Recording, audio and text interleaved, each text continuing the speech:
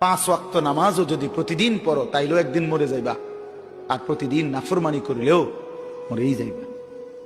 মনে থাকলেও মৃত্যু নিশ্চিত, মনে না থাকলেও মৃত্যু নিশ্চিত।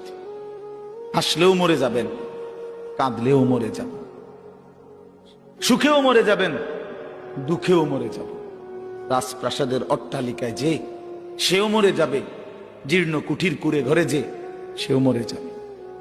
জীবনে যে কোনো দিন দুঃখ দেখে নাই তারও মৃত্যু হবে, জীবনে যে কোনো দিন সুখ দেখে নাই তারও মৃত্যু হবে, তারও মৃত্যু হবে। কেউ থাকবে না, কেউ না, কেউ না, কেউ না। তো এই জন্য বন্ধু আমার, বাপ আমার, ভাই আমার, আমি আপনাদের কাছে এই কথাটাই বুঝাইতে চাচ্ছিলাম। প্রথম আল্লাহর কথা মনোযোগ দিয়ে শুনবেন, আখিরাতের ফিকির করবেন, কবরের ফিকির করেন। এত খামখেয়ালি নিজেদেরকে মনে করেন। ছেলেরা, বন্ধু, হয় তুমি মরে যাইবা, নয় তুমি বুড়া হইয়া যাইবা, বাকি তুমি এই যৌবনের এই হালাতের উপরে থাকতা না, এটা মনে রাখবা। হয় বৃদ্ধ হইয়া যাবা, আর নয় তো মরে এর আগেই কবরে চলে যাবে।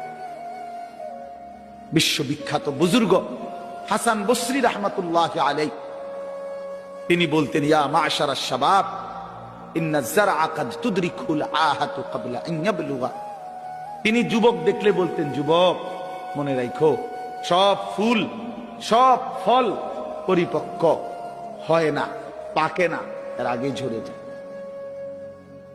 এটা উনি বলতেন, এর আগে কি ঝরে যায়। একটি গাছের, আম গাছের যতগুলো মুকুল বের হয়, বইল মুকুল, এ সবগুলোই তো আম হয়, বলেন না?